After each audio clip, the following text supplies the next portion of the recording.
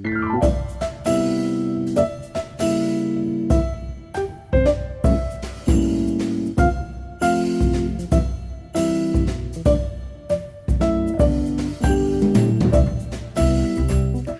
우리 지난주에는 이후에도 감사라는 제목으로 말씀을 나눴죠.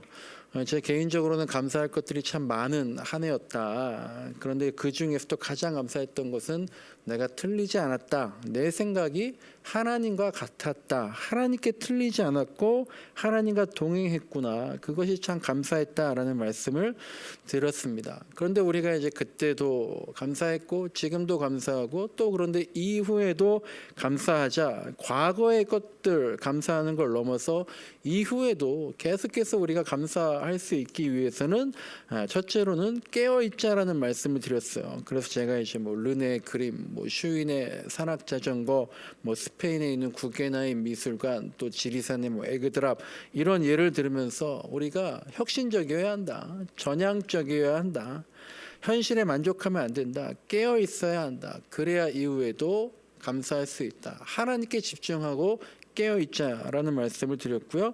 또 이후에도 감사하기 위해서 두 번째로는 화장실 들어갈 때와 나갈 때가 다르면 안 된다. 기억해야 된다라고 말씀을 드렸어요. 그래서 신명기 26장이 토지소산의 만물, 첫 수확물을 하나님께 드려라 이런 말씀인데 이스라엘 백성들이 이런 것들을 제가 기억하지 못한 것 같다. 우리가 경험했던 첫 직장, 첫 월급, 첫 아이, 어떤 처음 것들, 그래서 소중했던 감사의 기억들, 그것을 잊지 않는다면 이후에도 하나님께 계속해서 감사할 수 있을 것이다. 항상 처음인 마냥 그 첫 마음을 기억하자라는 말씀들을 나눴습니다. 오늘은 대림절이고요. 오늘 설교 제목은 대림절이라고요 라는 제목입니다. 대림절이라고요. 네, 엊그제 이제 제가 금요일에 대구를 다녀왔는데요. 정확하게 말하면 이제 경북 경산에 다녀왔는데요. 지금 거기에서 이제 공부하고 있는 김윤기 형제를 만나고 신방하고 왔어요. 제가 이제 한 주에 한 번씩은 신방을 하고 있는데 주로 이제 남자분들 직장으로 가서 신방을 핑계로 이제 밥을 얻어먹고 차를 또 얻어먹고 오죠. 근데 신방을 갔더니 이제 윤기 형제가 준비를 많이 했더라고요. 학교에 미리 나와서 이제 저를 기다리고 있고. 식당도 이제 맛집을 찾아가지고 가봤더니 맛집을 찾았더니 자기는 안 가봤던데요. 저랑 같이 테스트랑 간 거죠. 그런데 이제 유명한 동네 하여간 유명한 것 같아서 갔더니 정말 식당이 재미있게 생기고 맛도 되게 맛있게. 저는 신방 가면 막 이렇게 막 뭐 예를 들어 뭐 탕이라든지 뭐 어떤 막 한정식 막 이렇게 뭐 그런 거 먹다가 거기 피자, 스파게티 막 이런 거 먹으니까 더 좋죠, 막 이제. 그리고 이제 하여간 맛있게 먹고 밥 먹고 또 뭐 커피 한잔 하자 갔더니 얘가 목사님 제가 호수에 한번 가지 않겠냐고. 그 차로 한 20분가량 또 타고 갔더니 반곡지라는 이제 운치 있는 호수에 가서 그 앞에 있는 카페에서 커피를 마시고 왔어요. 준비를 많이 했더라고요. 근데 뭐 제가 호수 같은데 별로 좋아하지 않습니다. 그것도 남자 둘이 호숫가에 가서 네, 좋아하지 않지만 밥도 사주고 뭐 이제 그러려고 제가 이제 사실은 밥도 사주고 뭐 우리 교회에 신방비를 쓴 적이 없어요. 그래서 야 윤기야 우리 비싼 거 먹자. 우리가 신방비를 쓸게 막 그렇게 했는데 윤기가 밥도 사고 커피도 사고 거기서 다 이렇게 운전도 자기가 해주면서 다 데려다주고 풀코스로 대접을 받고 왔어요. 그러니까 이제 윤기뿐만 아니라 이제 제가 신방 간다고 하면 다들 이제 여러분들 그러시잖아요. 신경 쓰면서 목사님들 뭐 저를 기다리죠. 저도 그렇죠. 이제 가서 뭘 먹을까, 어떤 얘기를 할까, 어떤 만남이 될까 그런 기대감이 모든 만남에 있다라는 거예요. 그러니까 신방뿐만 아니라 누군가를 만나기로 하고 기다리는 그 시간들은 다 그래요. 왜 올까? 왜 만나자는 걸까? 부터 시작해서 만나면 어디를 갈까? 뭘 먹을까? 무슨 얘기를 할까? 그리고 이 만남이 앞으로 어떻게 이어질까? 때로는 설레기도 하고 때로는 어떤 뭐 염려가 되는 만남이 있기도 하고 때로는 무덤덤해서 그냥 아무 생각 안 들 만큼 편안한 그런 만남의 기다림의 시간들이 있는 거죠. 그러니까 우리가 누군가를 그렇게 만나려고 기다리는 시간이 있는데요. 오늘 대림절 첫째 주일이라 그래가지고 제가 대림절에 대해서 뭐 여러 가지 얘기를 하겠지만 그냥 뭐 간단해요. 대림절 기다리는 거죠. 기다릴 대자, 임할 임자. 그러니까 예수님께서 오심을 기다리는 절기가 대림절이고 오늘이 첫째 주일이다. 넷째 주일까지 있더라. 뭐 이렇게만 기억해도 충분하죠. 근데 이제 제가 뭐 여러 가지 말씀을 드릴 텐데 그 중에서 이제 한두 가지 대림절 오케이 이러시면 될 것 같아요. 예수님이 오심을 기다린다. 여기서 말하는 기다림은요. 근데 두 가지가 있어요. 하나는 당연히 뭘 기다리는 거겠어요? 성탄절을 기다리는 거겠죠. 이것을 예수님께서 오셨던 이미 2000년 전에 과거에 이미 오셨던 예수님의 탄생을 우리가 기다리는 절기다라는 거죠. 근데 우리도 이제 그렇잖아요. 우리가 뭐 아무것도 아니지만 우리들도 생일이다 그러면 그 생일을 어떻게 축하할까? 올해 생기는 특별히 내가 40살, 내년이면 저도 50살 되는 생일 그런 때는 더 의미 있게 뭐 어떻게 하려고 막 기다리고 하는데 예수님의 탄생하신 날을 축하하기 위해서 기다린다라는 거는 당연한 거죠. 근데 이제 대림절 두 번째 의미가 있는데요. 이건 또 이제 뭐냐면 앞으로 오실 예수님을 기다린다는 의미가 있다라는 거예요. 앞으로 오신다라는 게 뭐죠? 재림이라 그러잖아요. 그러니까 앞으로 오실 예수님, 그러니까 이미 오셨던 예수님, 초림의 예수님, 그리고 이제 다시 오실 예수님, 재림의 예수님, 이걸 기다리는 게 대림절이다. 그래서 성탄절을 기다릴 뿐만 아니라 앞으로 우리에게 오실 예수님, 재림의 예수님을 기다리는 게 또 대림절의 의미가 있다라는 거죠. 근데 이제 이게 처음부터 이렇게 두 가지 의미가 있었던 게 아니라는 거예요. 처음에는 그냥 뭐 했겠어요? 당연히 초대를 한번 초대교회 생각해 보세요. 그냥 우리가 살아가는 거랑 다 똑같습니다. 역사라는 게. 그러니까 초대교회 때는 당연히 예수님이 오셨던 성탄절 그 날짜를 정해놓고 기다렸다라는 거죠. 근데 이후부터는 예수님의 재림을 기다리는 의미가 더해졌다라는 거예요. 그러니까 처음에는 그냥 성탄절만 계속 지키는 거예요. 그러니까 여러분 지금 부활절, 성탄절, 뭐 생일도 그렇고 결혼기념일도 그렇고 여러 가지 의미 있는 날들이 한 해, 두 해 지나가다 보면 그냥 습관적으로 지킬 때가 형식적일 때가 있잖아요. 그러니까 이제 이게 좀 더 의미 있게 지켜야 되지 않겠냐라고 하면서 대림절이라는 절기가 생긴 게 한 5세기 정도, 기원 후 5세기 정도 전부터 대림절이라는 시간을 가지면서 좀 더 의미 있게 성탄절을 기다리자라는 게 이제 형성이 된 거예요. 그러니까 우리도 만약에 내년에 동해한빛교회 창립 1주년 8월 22일 날 예배를 드리면 굉장히 감격이 있겠죠. 근데 대덕한빛교회가 올해 몇 주년인지 아세요? 대덕한빛교회? 거의 다 모르실 거예요. 올해가 36주년이거든요. 그러니까 그냥 36, 37, 38 그냥 지나가다가 뭐 40주년 되면 또 의미 있게 지키고 뭐 그런 거죠. 그러니까 성탄절도 그렇게 몇백 년이 지나가다 보니까 의미 있게 지켜야겠다. 좀 더 기다리자, 의미를 두자라고 했는데 어떻게 의미 있게 지켰을까요? 그 당시 분위기로는 성탄절 의미 있게 어디에 의미를 뒀냐면 고행해야지, 절제해야지, 금식해야지 이런 거에 초점을 맞추는 거예요. 그러니까 의미를 둔다. 특히나 신앙에 예수님의 탄생의 의미를 두는데 분위기가 그냥 항상 신중하고 진지하고 심각한 고행 같은 그런 것들을 행하면서 대림절을 지켰다라는 거죠. 근데 지금은 대림절을 그렇게 지키지도 않고요. 부활절 이전에 지금 사실은 대림절보다 우리 부활절 이전에 뭐가 있죠? 40일 동안 사순절이 있잖아요. 그건 많이 알려져 있잖아요. 근데 예전에는 이 사순절도 너무 우리가 예수님의 순환의 고통, 참혹함, 피 흘림 뭐 그런 거에 초점을 두다가 정작 이제 부활절은 기쁜 날인데도 불구하고 부활절을 맞아서 뭘 주로 이렇게 성찬식을 하잖아요.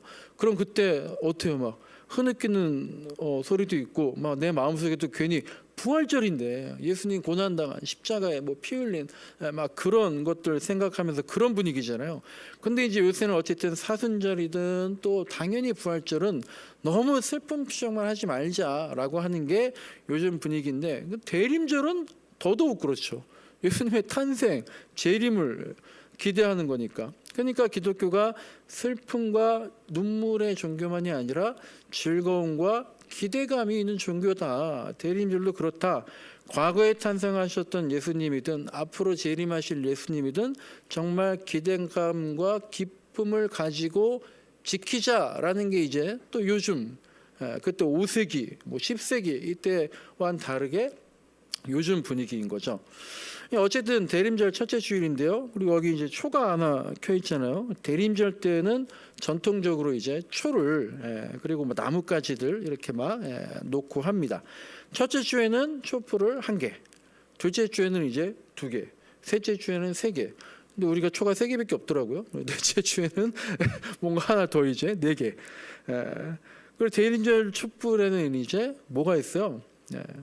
상징이. 이게 어제 카톨릭에 계신 어떤 분들은 더 잘 아시는 것 같아요. 이게 저희는 지금 이제 그냥 건전지를 쓰고 있는 노란색 캔들라이트지만 첫째 주부터 셋째 주까지는 주로 기억나세요? 초의 색깔이 어땠던 것 같아요? 보라색 계통이었던 거예요. 제가 이제 교회들 가면 다 달라요. 그러니까 이게 뭐 우리가 이게 딱 지키는 게 완전히 그냥 교리로 딱 돼 있는 게 아니라 어떤 교회는 이런 게 없고요. 안 하는 교회도 있고요. 제가 대덕한빛교회 갔을 때는 저도 놀랐죠. 대림절에 이제 초가 없고, 근데 이제 초를 나중에 이제 장식을 해놓으셨어요. 이만한 초 4개를 이렇게. 저는 당연히 제가 그때 행정목사 할 때 가서 초를 켰죠. 초를 켜라고 있는 거잖아요. 예배 끝나고 갑자기 이제 몇 분 무슨 초를 왜 켰냐고. 대림절 그거 대림절에 초를 켜서 상징하고 기념하는 건데 왜 그러냐 그랬더니 그러면 내년에 못 쓰는 거 아니냐고. 그러니까 이게 근데 뭐 맞다 이게 아니라 교회에서 계속 그렇게 해왔으니까 우리는 그냥 초 놔두기만 했다. 그러니까 이제 그런 거죠. 그러니까 이게 딱 정해져 있고 막 이제 그런 게 아니라는 거예요. 근데 이제 어쨌든 일반적으로 하는 게 있는데 이 교회에서 상징하는 색깔들이 있고 그 색을 이용한 상징물들이 몇 가지가 있는데 이게 상징이다. 또 여러분 막 성상이다. 거룩한 상들 막 이런 거 다 가톨릭에서 이제 하다 보니까 종교 교육을 거치면서 이 개신교, 이 프로테스탄트 개신교에는 그런 게 이제 많이 없어져서 제가 맨날 얘기했지만 스테인드 글라스라든지 어떤 성구라든지 그런 의복들 굉장히 가톨릭 다양하고 화려하고 또 우린 또 가끔 보니까 되게 뭔가 생각을 주게 하는 막 그런 게 있는데 개신교는 단순하고 검소하게 하려는 경향이 있죠. 그러니까 이제 아마 카톨릭에 계셔서 너무 화려한 것들만 보시던 분들은 또 교회에 그냥 가면 굉장히 검소하다. 되게 단아하다 뭐 그렇게 또 느낄 수가 있는 거죠. 이게 그러니까 어느 게 맞다 틀리다가 아니라요. 어느 한쪽으로만 치우치면 그게 절대시화되고 우상화되고 본질이 가려지니까 우리가 늘 그냥 유연하게 왔다 갔다 해도 괜찮은 것 같습니다. 그래서 이제 그나마 개신교 교회에서 볼 수 있는 색깔의 상징물이라는 게 저는 지금 양복을 입었지만 요새 이제 많은 분들이 클러지 셔츠라든지 또 이제 가운을 입을 때 스톤이라는 게 있잖아요. 그게 이제 이렇게 길다랗게 스카프처럼 이제 목에 두르는 건데 이 스톨은 이제 특별한 이 스톨이 이제 여기에 개신교가 색깔을 부여하는 거예요. 잠깐 그냥 뭐 말씀드리면 그러니까 우리가 만약에 예를 들면 뭐 광화문이다 시청이다 어디서 막 이제 무슨 집회를 옛날에 한다 그럴 때 그러면 종교인들이 가서 이렇게 뭐 앞에서 말씀할 때가 있잖아요. 근데 딱 보면 누가 와 있어요? 스님이 제일 눈에 뜨죠. 반짝반짝하니까. 그리고 그다음에 누가 눈에 띄요? 신부님이 눈에 띄잖아요. 그 의복이 있으니까. 근데 목사는 왔는지 안 왔는지 모르는 거예요. 양복 입고 있으니까. 그러니까 이제 요새 더더욱 이제 클러지 셔츠라든지 그냥 양복을 입고 가셨어도 스토를 해요. 개신교도 왔다. 이런 거예요. 그 미디어에 이제 개신교만큼 미디어에 관심 없는 데가 없어요. 그러니까 이제 사진 찍으면 도대체 개신교는 교회는 뭐 하냐? 이런 데도 안 오고 막 이제 그러다 보니까 그렇게 하는 거예요. 그나마 그 목사들은 스토리 색깔이 있기 때문에 저거 교회인가 보구나라고 알 수 있는 거죠. 제일 많이 본 색깔이 뭐였던 것 같아요? 우리도 이제 근데 먼저 교회에서 스토리를 잘 안 했으니까 근데 제일 많이 봤던 색깔이 이제 나중에 보시면 녹색이에요. 초록색. 왜냐하면 아무 절기가 없을 때 녹색 스토를 하는 거예요. 그러니까 절기가 뭐 사순절, 뭐 성령 안인절, 뭐 그런 또 절기가 긴 이런 거는 대림절 많지가 절기라는 게 뭐 우리 무슨 주일 많지만요. 총회에 보면 교회력 절기가 몇 개 있고요. 10개도 안 되게 있고 총회 제정주일, 뭐 여선도회, 뭐 기념주, 뭐 이제 그런 것들, 뭐 기타 주일, 뭐 이런 그런 게 막 있으니까 뭐가 주일이 많은 것 같지만 교리적으로 교회력으로 지키는 건 많지 않기 때문에 대부분 녹색 스토를 하시는 거죠. 그리고 이제 대림절과 부활주일 때는 또 그리고 부활주일 전에 있는 사순절일 때는 이렇게 보라색이 상징적인 색깔인데, 자 보라색은요 여러분 어떤 느낌이 들어요? 보라색은 원래 회개, 어떤 죄 씻음 이런 의미가 있어서요. 아까 말씀드린 것처럼 좀 심각한 절기인 사순절 때 기간에 사용을 하는 건데, 대림절은 아까 제가 뭐라 그랬어요? 좀 기뻐해야 되는 절기라고 그랬잖아요. 근데 대림절 때도 보라색을 사용한다는 건 뭐예요? 아까 제가 말씀드린 것처럼 옛날에는 대림절 때도 고행, 단식, 금식, 절제 이런 걸 했기 때문에 보라색의 전통이 있어 왔는데, 제가 볼 땐 그래요. 계속 보라색을 그냥 쓰던 걸 써야겠는데 의미를 새롭게 부여하는 거죠. 보라색에는 회개의 의미, 어떤 희망의 의미, 청결의 의미, 그런 것도 이제 같이 부여해서 사순절 때는 어떤 고행의 의미, 그리고 똑같은 색깔이지만 대림절 때는 청결의 의미, 이런 것들을 상징하고 있다는 거죠. 근데 여러분 한번 생각해 보시면요, 초대교회나 중세교회 때 혹시 그림이나 영화들을 보시면요, 신부님들이나 주교들 또 황제들이 어떤 색깔 옷을 입었어요? 보라색, 황금색하고 보라색, 자색 가운을 입고 있거든요. 그러니까 옛날 로마 시대나 중세 시대 황제들도 보라색 옷을 입고 있고, 여러분 옛날 교회 한번 생각해 보세요. 몇십 년 전에 지어진 교회들을 보면 강대산 뒷벽에 커튼이 있는데 그게 무슨 색입니까?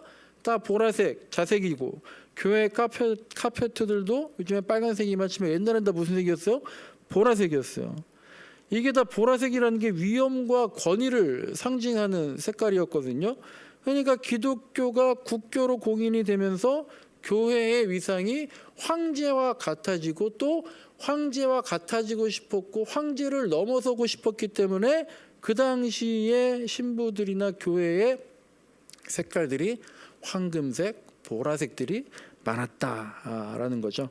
그러니까 어쨌든 그래서 이제 촛불도 첫째, 둘째, 셋째 주까지 다 보라색인데, 첫째 주에는 좀 진한 보라색, 둘째 주에는 좀 연한 보라색, 셋째 주에는 좀 더 열해서 한 연분홍색에 가까운 보라색.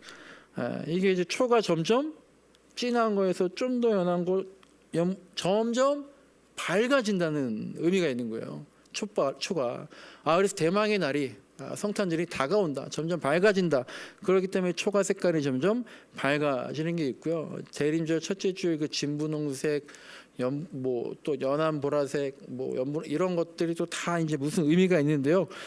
벌써 다 지루해하시는 것 같으니까 이제 여러 가지 또 의미가 있다. 이제 그렇게 아시면 되겠고, 네 번째 주에는 뭘 킬까? 무슨 색일까요? 흰색. 흰색은 기쁨을. 그래서 대림절 네 번째 주에도 흰색. 당연히 성탄절은 무슨 색? 흰색. 성탄절하면 우리가 예수님 생각하면 뭐 생각나요? 피. 좀 더 경건하게 이야기하면 보혈.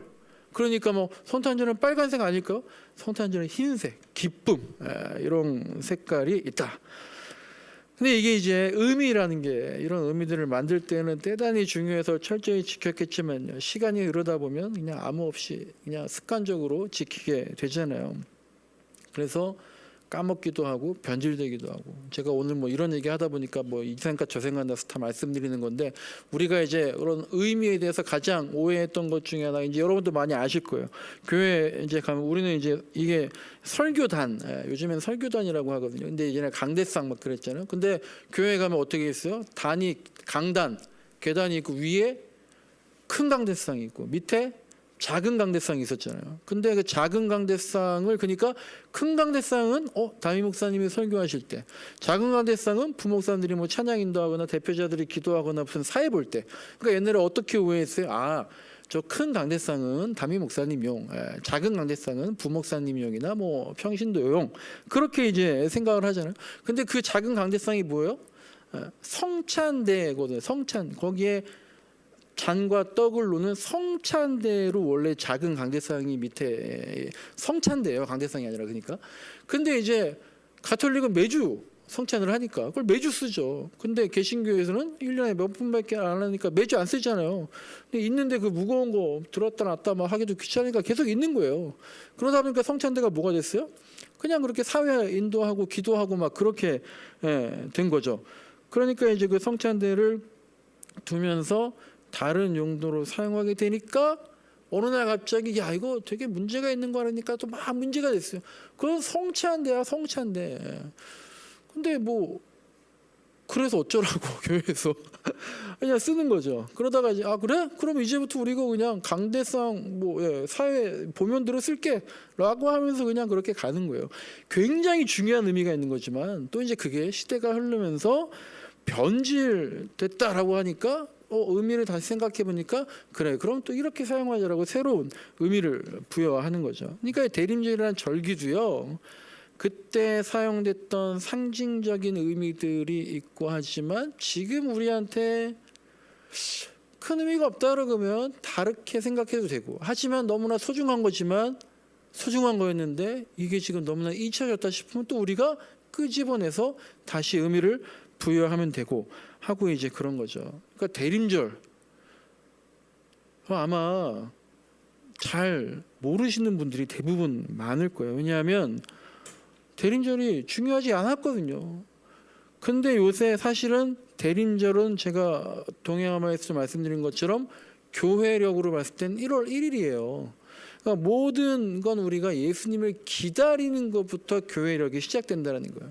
예수님의 기다림 그리고 예수님의 재림으로 끝나는 거거든요. 그러니까 이제 요즘에는 점점 교회 쪽에서 야 대림절이 정말 중요해. 여기 너무 잊혀져 있었다. 이 의미를 다시 돌아보자 라고 하면서 지난번에 제가 말씀드렸던 대림절 묵상집 같은 것도 계속 내면서 대림절의 의미를 돌아보는 그런 분위기로 가고 있는 겁니다. 그리고 이제 우리도 여러분 성탄절은요 뭐 저만 그런지 모르겠는데 이제 이 성탄절은 교회의 절기가 아닌 것 같아요. 그냥 사람들이 성탄절을 예수님은 전혀 없는 그냥 크리스마스로 흥청망청 떠들썩하게 지키잖아요.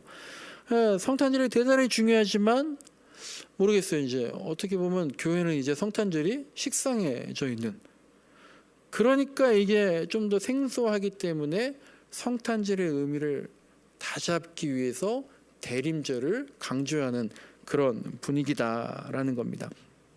대림절은요 기다리는 절기이고요. 그래서 오늘 대림절 첫 번째 주일의 본문은 예수님을 기다리는 사람들을 말하고 있습니다. 정확히 말하자면 예수님을 기다리는 게 아니라 메시아를 기다리는 거죠. 그리스도를 기다리는 거죠. 예수는 그냥 그 뜻이 하나님이 우리를 구원하셨다는 뜻이기도 하지만 당시에 흔한 이름이었으니까 메시아를 기다리는 사람들. 그래서 오늘 본문에서는요 2명의 기다리는 사람들이 나옵니다. 본문이 길었지만 혹시 이름이 기억나시나요? 2명의 기다리는 사람, 한 명은 시므온, 한 명은 안나. 이 사람들이 누구인지 우리가 잘 알지 못해요. 그러니까 시므온은 여기 보니까 의롭고 경건한 사람이다. 안나는 주야로 금식하고 기도하는 사람이다라고 나와 있는데 오늘 본문 말고 다른 곳에는 기록된 것이 없기 때문에 학자들도요 그냥 어떤 사람인지 구체적으로 알 수 없다라고 얘기하고 있어요. 그러니까 오늘 본문은 시므온과 안나 여기만 딸랑 나오는 이 사람들이 주인공이 아니에요. 그렇다고 예수님이 주인공이냐 마리아가 주인공이냐 아닙니다. 오늘 본문의 주인공은 기다리는 사람들이에요. 그러니까 메시아를 기다리는 사람들 그리스도를 기다리는 사람들 그런데 그들 중에 시므온과 안나가 있었다라는 거죠. 주인공이 아닌데 근데 제가 다시 한번 말씀드리는 건 뭐냐면 저는 여러분들이 이 사람의 이름을 기억했으면 좋겠어요. 시므온과 안나.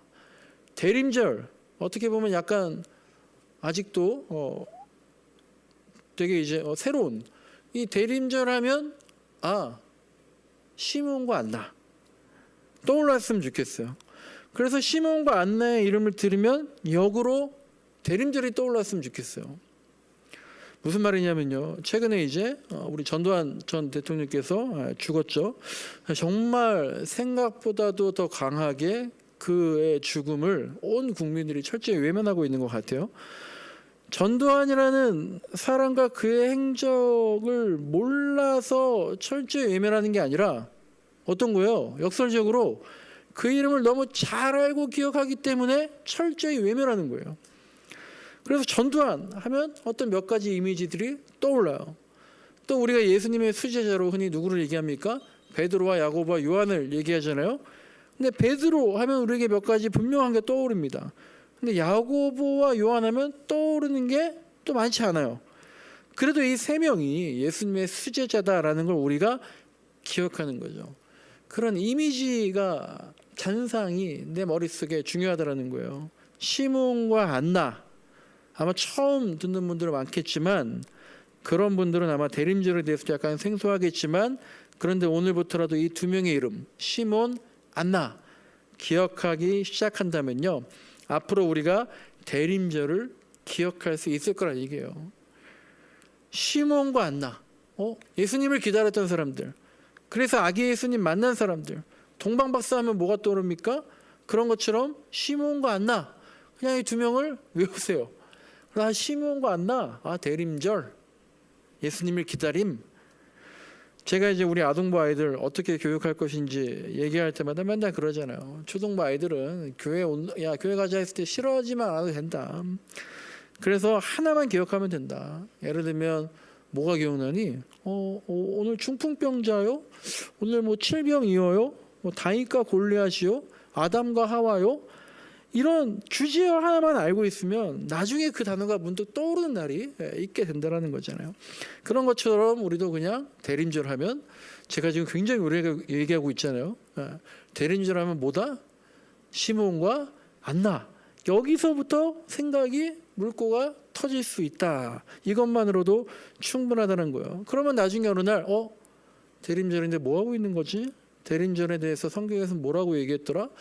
그때 목사님 맞아, 시몬과 안나를 얘기했었는데 그들이 성령님께서 메시아를 만나게 해줄 것이라는 이 말씀, 그걸 평생을 믿고 하염없이 몇십 년을, 평생을 무작정 끝까지 기다렸었지. 그런데 나는 지금 뭘 기다리고 있는가? 나는 어떤 음성을 듣고 이번 성탄절을 어떤 마음으로 기다리고 기념해야 되는가?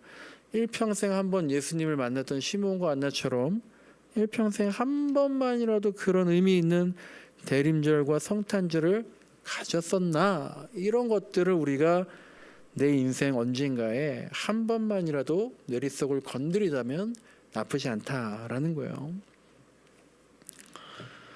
우리가 개척하고 처음 맞는 성탄절과 대림절입니다. 그러니까 우리가 이번 대림절과 성탄절을 어떤 의미로 기념했으면 좋을까?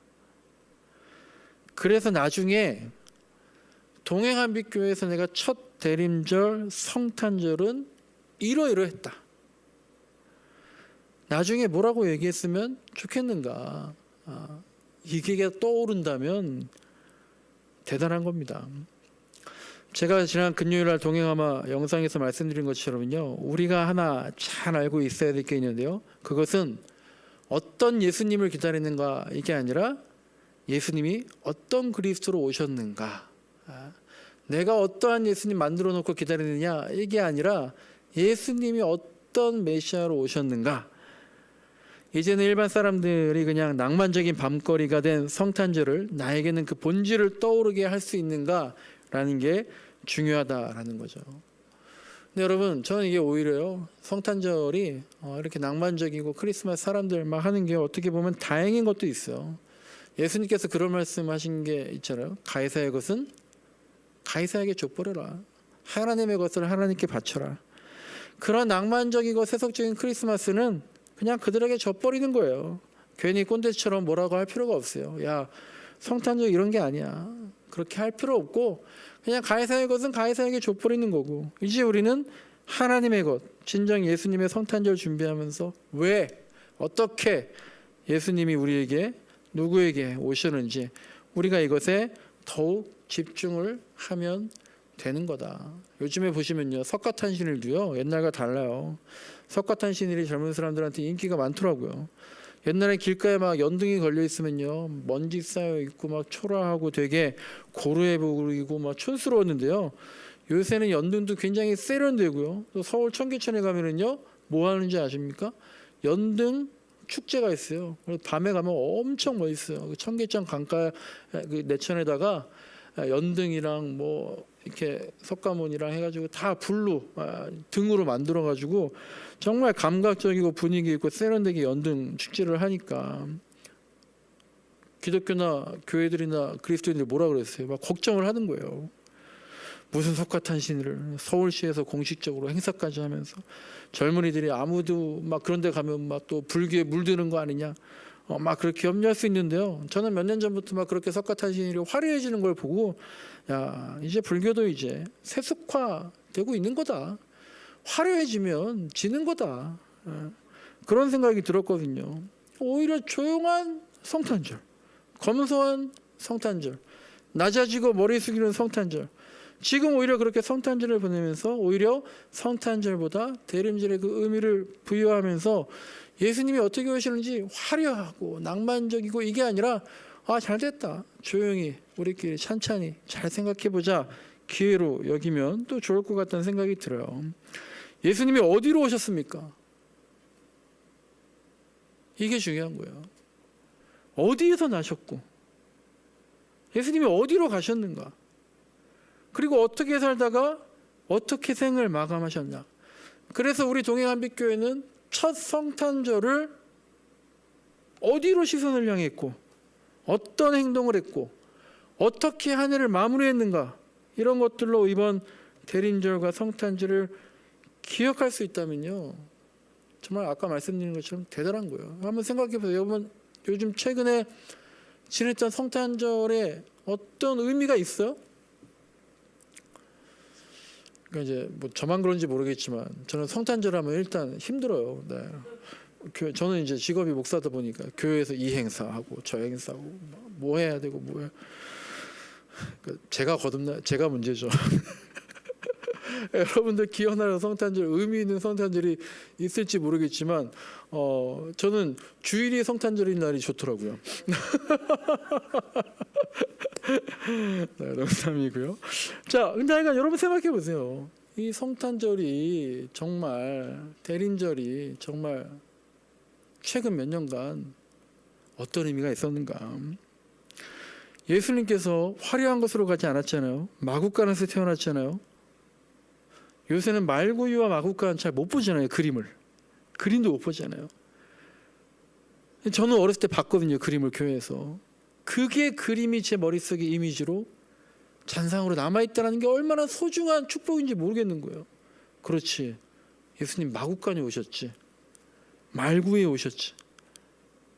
그것만으로도 대단한 거다라는 거죠.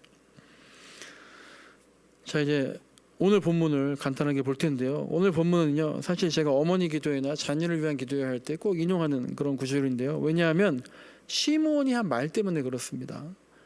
시므온이 메시아를 기다리면서요, 그게 몇십 년일 수도 있는데 그 오랜 시간 메시아를 만나면 어떤 말을 할까, 어떤 리액션을 보일까, 얼마나 많은 생각을 했겠어요. 그 앞에서 계속 수십 년 기다렸다는데, 그래서 이제 메시아를 붙자마자 하나님께 모든 영광을 돌리며 찬양합니다.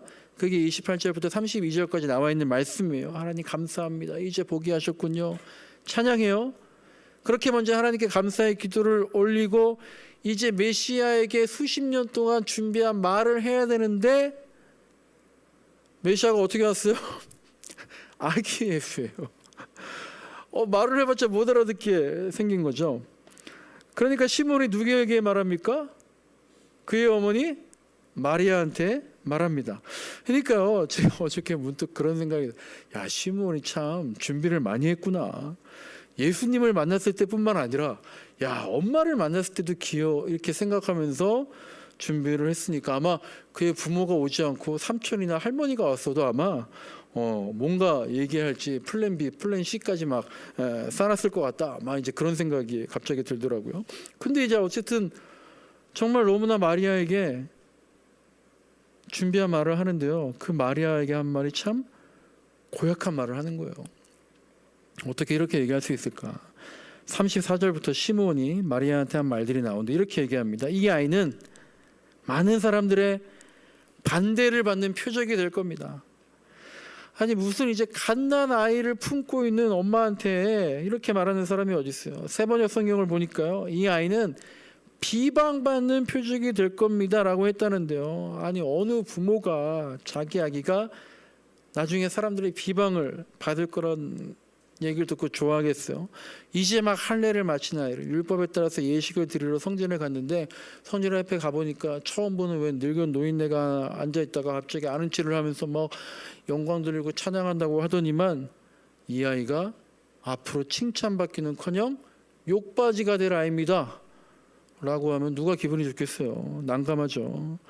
저도 어떤 분이 만약에 이 교회를 보고서 뭐 난생 처음 보는 분이 와가지고 막 처음에 여기에 교회가 막 있다니 하나님께 영광을 돌립니다 들어와서 보더니만 이게 무슨 교회냐고, 창고가 교회입니까? 뭐 스튜디오가 뭡니까? 뭐 사람들한테 손가락질 받을 거예요 목사님 막 저한테 그러면 제가 기분이 좋겠어요? 근데 지금 그러고 있는 거예요. 그런데 35절을 보니까 시몬이 더 심한 말을 합니다. 35절에 이렇게 나와 있어요. 또 칼이 네 마음을, 여기 마리아입니다. 마리아의 마음, 당신의 마음을 찌르듯 하리니 이는 여러 사람의 마음의 생각을 드러내려 함이니라. 마리아의 마음에 당신 어머니, 당신 마음에 앞으로 칼에 찔린 듯한, 칼로 베이는 듯한 아픔이 있을 겁니다. 왜냐하면 이 아이가 커서 장차 사람들의 마음의 생각을 드러나게 할 것이기 때문입니다. 어떤 마음의 생각이냐? 그 사람들이 스스로 의롭다라고 생각하는데 그 사람들이 겉으로는 옳은 말만 하고 겸손한 척하고 섬기는 척하고 낮은 척하고 정의로운 척하고 정말 신실한 척한데 속으로는 이 아래 것들 니들이 뭘 알겠어 라고 하면서 아나 무인인 그런 사람들, 그런 인간들 속마음을, 진짜 속내를 예수가, 이 아이가 나중에 드러낼 것이기 때문에 이 아이는 비방의 표적이 될 겁니다. 그래서 고난을 받을 것이고, 그렇기 때문에 인간적인 어머니인 당신의 마음은 칼로 베는 듯한, 아들이 고난을 받으니까 그런 아픔을 겪게 될 것입니다 라는 거예요. 그러니까 실제로 마리아는 정말 생각하기도 싫잖아요. 내 앞에서, 목전에서 내 아들이 십자가에 달려서 몇 시간을 그렇게 물과 피를 흘리고 고난받다가 죽게 되는 참혹한 순간을 겪게 되는 거죠. 이 시몬이라는 사람이요, 무서운 사람이에요. 어떻게 그런 말을 할 수 있을까?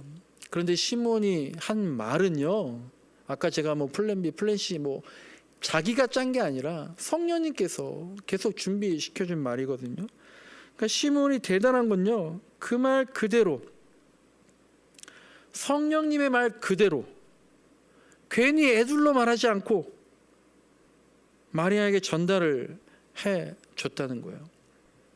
우리가 요즘 시대에 정말 직언을 하는 사람이 얼마나 됩니까?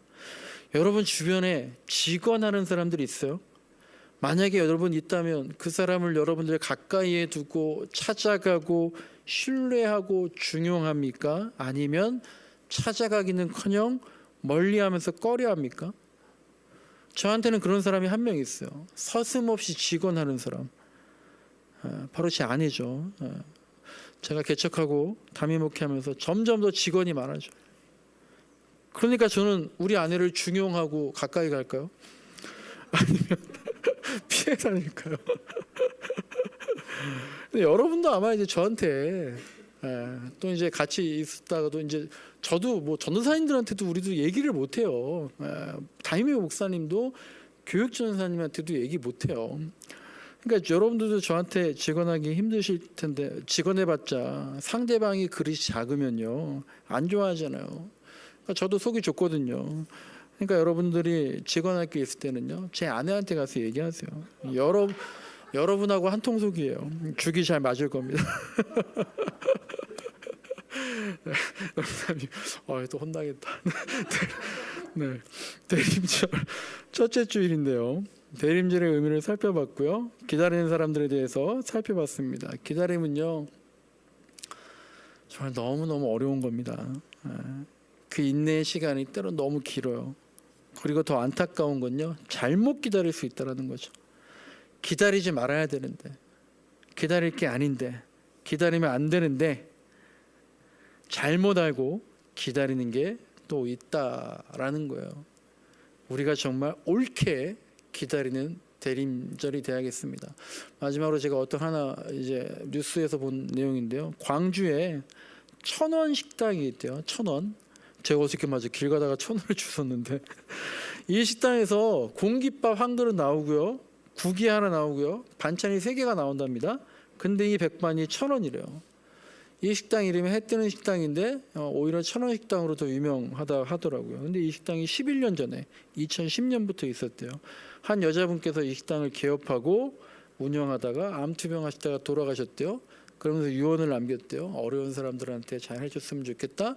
그 따님이 그 식당을 이어받았대요. 근데 이 집이 뭐 돈이 많고 막 그런 게 아니고, 그리고 이건 팔수록 손해잖아요.